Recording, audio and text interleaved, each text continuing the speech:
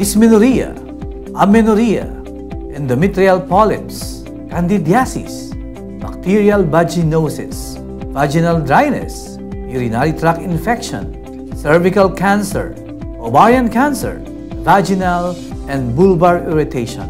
Familiar ka man o hindi sa mga salitang ito, sa tunog pa lang ng bawat salita ay talagang nakakatakot na. Lahat ng kababaihan, sa simula pa lang ng pagkakaroon ng kanilang monthly period, ay prone na sa ganitong mga karamdaman.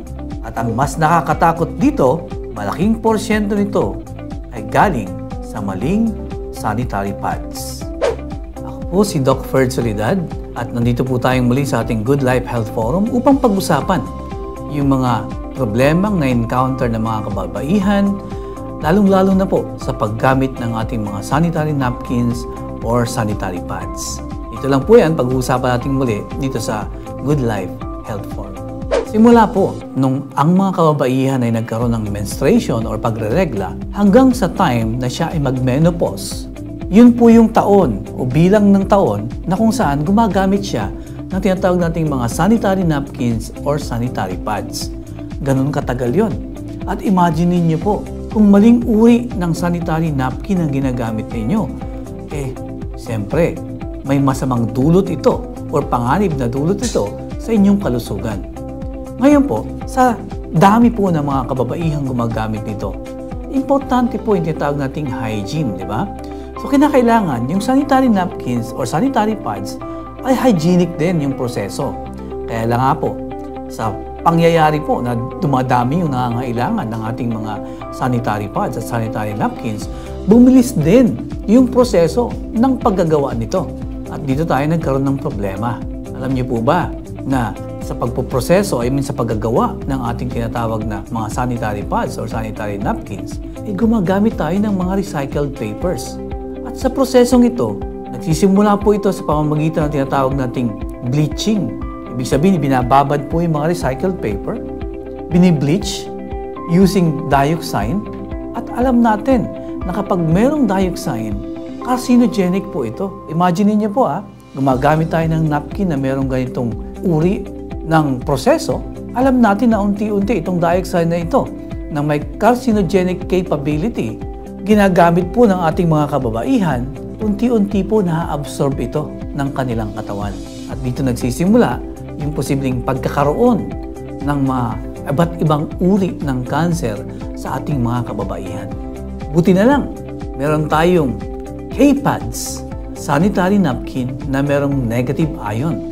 Isang napakagandang alternatibo sa mga karaniwang sanitary pads na nabibili sa market. At nandito po ang ating isang bravest dreamer na si Miss Jocelyn Piñapiel para maipakita yung advantages ng ating K-pad sanitary napkins against leading sanitary pads in the market.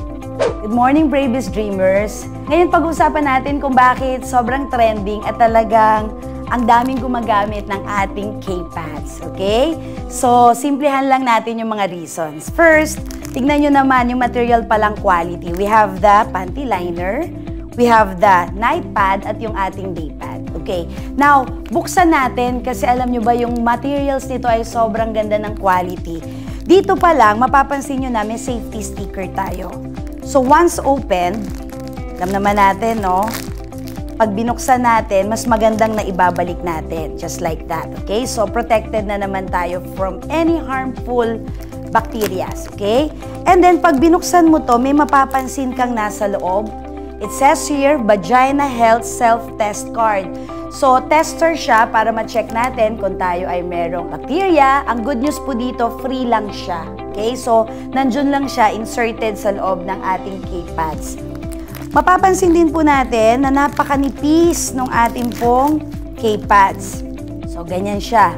Now, check natin ngayon anong kagandahan nitong materials ng ating K-pads. First, kung mapapansin nyo, meron po siyang gasa. Yun po yung first layer, yung ating tinatawag na gasa. And then, Yung gasa po na ito, napakaganda kasi hindi siya mainit sa pakiramdam at mas mabilis po siya makapag-absorb ng dugo. Now, magde-demo ko sa inyo ha, kasi based on studies on the second day period, tayo mga girls ay talaga namang grabe. Nakakapag-release pala tayo ng 150 up to 200 ml yung tinatawag na liquid blood. So, imagine niyo na lang, sobrang heavy period yan. That is the reason why sobrang tumitrending si K-Pads. Simply because after the first layer, which is the gasa, okay, mapapansin po ninyo, no, very absorbent siya. Gaano ka-absorbent? Check natin. I have here with me yung tinatawag na tissue paper. Hindi pa siya wet. It's so dry. So, mas mabe-verify natin ngayon kung gaano kaganda yung quality ng ating K-Pad. So, yung tissue, very dry. And then, nilagay natin siya on top of our K-Pad. I-check natin ngayon, didiinan ko, okay? So, ayan, medyo diniinan ko na, pakiramdam ko. Dry na dry. Pero diinan pa ulit natin na mas maidiin. Very dry. Hampasin na natin. Ayan. There you have it, hinahampas na natin. Can you imagine on your second day period, pero ang pakiramdam mo super dry, napakaganda at napakasarap sa feeling using the K-Pads. Bakit?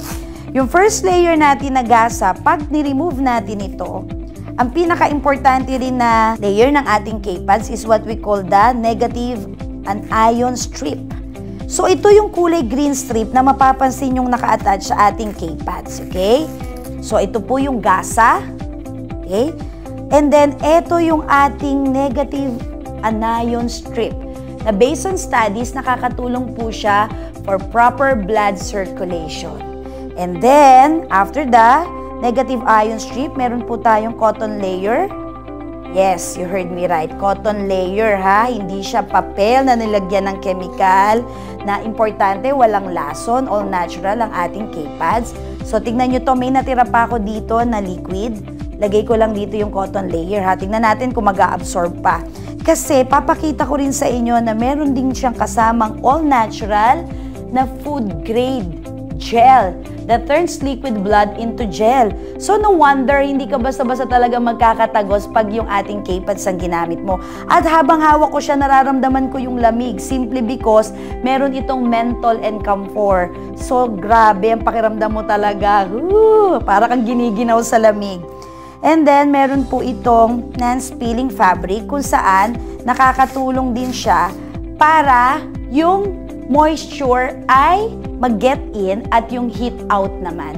So, nakakatulong po ito para ma-lock yung tinatawag na dugo, pero sumisingaw pa rin yung init ng katawan. So, imagine niyo kanina meron po tayo ditong nailagay, mga 100 ml ng liquid, no? Tapos nilagay natin yung mga layers ng ating K-Pad. So, gusto ko lang i-prove sa inyo kung gaano siya ka-absorbent.